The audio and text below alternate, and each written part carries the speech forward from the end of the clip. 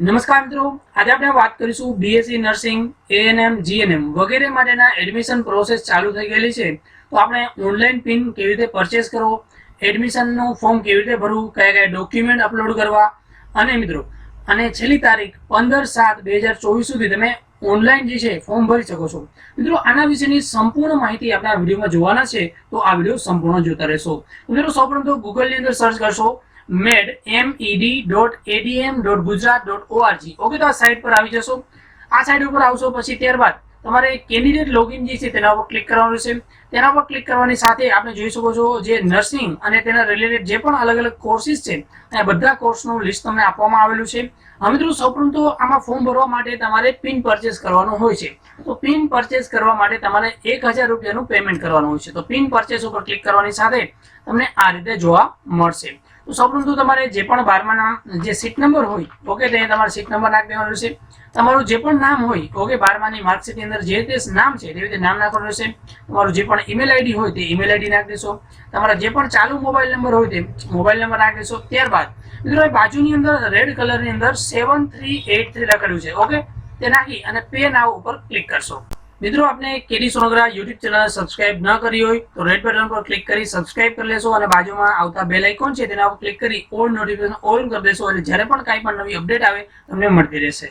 ત્યારબાદ તમે બે ઓપ્શન જે સિલેક્ટ કરો છો, ઓકે, તો આપણે નેટ બેન્કિંગ થી જે પેમેન્ટ કરો છો, આપ જોઈ શકો છો 1000 રૂપિયાનું જે પેમેન્ટ કરવાનું છે આ રીતે જોવા મળશે.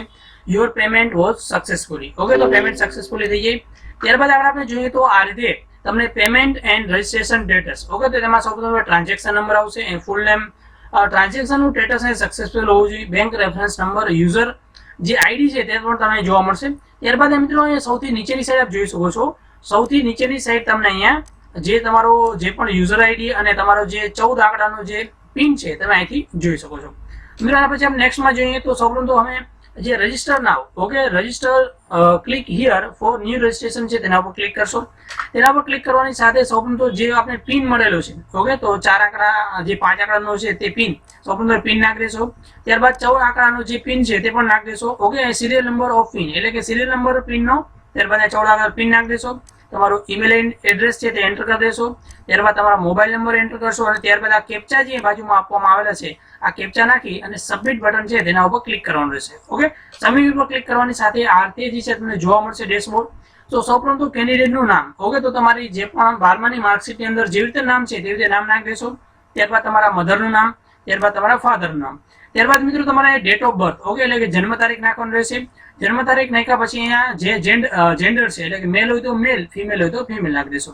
ત્યારબાદ તમારી જે પણ કેટેગરી આવતી હોય, જનરલ છે, ઓબીસી છે, એસસી છે, એસટી જે પણ હોય તે નાખી દેશો. ત્યારબાદ કાસ્ટ સર્ટિફિકેટ નંબર, ત્યારબાદ આપ જોઈ શકો નોન ક્રિમિલિયર સર્ટિફિકેટ નંબર, ત્યારબાદ તમારું એડ્રેસ. અહીંયા મિત્રો ડિસ્ટ્રિક્ટ જે છે તે અહીંયા સિલેક્ટ કરવાના આવશે. ત્યારબાદ અહીંયા તાલુકો જે છે તે પણ સિલેક્ટ કરવાનો રહેશે. અહીંયા તમારો પિનકોડ જે છે તે નાખી દેશો.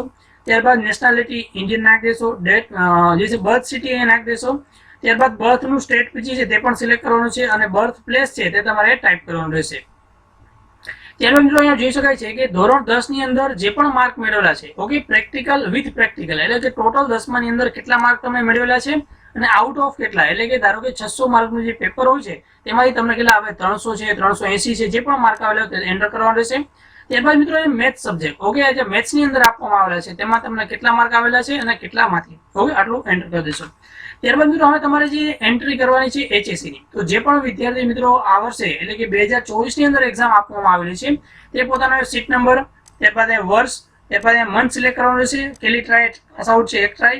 ત્યારબાદ પાસિંગ બોર્ડ સિલેક્ટ કરી અને અહીંયા લખેલું છે કે ભાઈ સર્ચ GSEB ડેટાબેઝ, ઓકે, આના પર ક્લિક કરવાની સાથે તમારો જે પણ ડેટા છે એટલે કે તમારો અહીંયા પાસિંગ જે છે, પાસિંગનું સ્ટ્રીમ કયું છે, ગ્રુપ કયું છે, ઓકે, અહીંયા જોઈએ તો કયા સ્ટેટમાં તમે પાસ આઉટ, ગુજરાતમાંથી યસ નો, ઓકે, તે ઓટોમેટિકલી ભરાઈ જશે. ઓકે, કાંઈ ડિટેલ ભરવી પડશે નહીં.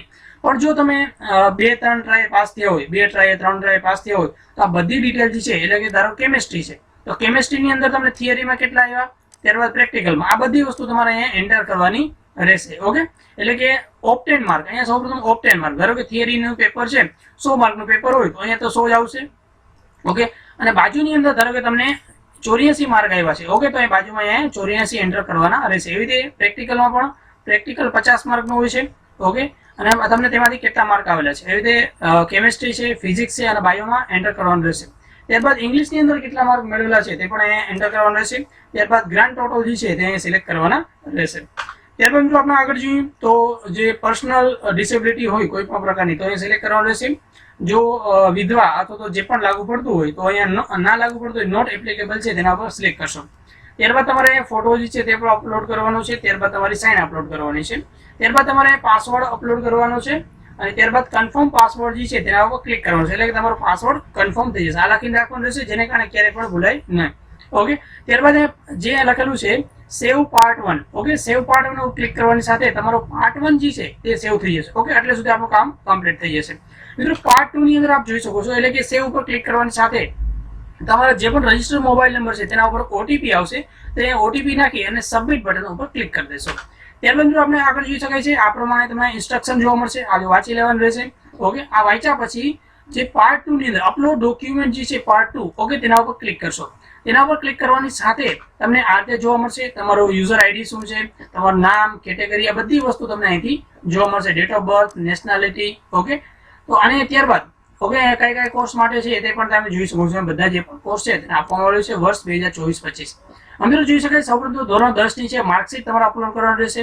ત્યારબાદ તમારે 12માની માર્કશીટ, ત્યારબાદ school leaving certificate, caste certificate અને નોન ક્રિમિનલ. ઓકે, આ બધા ડોક્યુમેન્ટ અપલોડ કરવાનું રહેશે. ત્યારબાદ મિત્રો જો તમે 10મું 2 ટ્રાય પાસ થયું હોય તો ટ્રાયલ સર્ટિફિકેટ હોય તો અપલોડ કરી દેવાનું. ના હોય તો ઓપ્શનલ છે. જ્યાં સ્ટાર આપવામાં આવેલા છે તે ફરજિયાત છે તે અપલોડ કરવા જરૂરી છે, મેન્ડેટરી છે. બાકીના તમારે ના હોય તો ચાલી શકે છે. ઓકે, આ બધા ડોક્યુમેન્ટ આપ જોઈ શકો છો. ત્યારબાદ અહીંયા કન્ફર્મ ડોક્યુમેન્ટ છે તેના ઉપર ક્લિક કરશો. ઓકે, કન્ફર્મ ઉપર ક્લિક કરવાની સાથે તમને પૂછશે ટેક એપોઇન્ટમેન્ટ. ઓકે, એટલે કે પછી તમારે એપોઇન્ટમેન્ટ લેવાની રહેશે.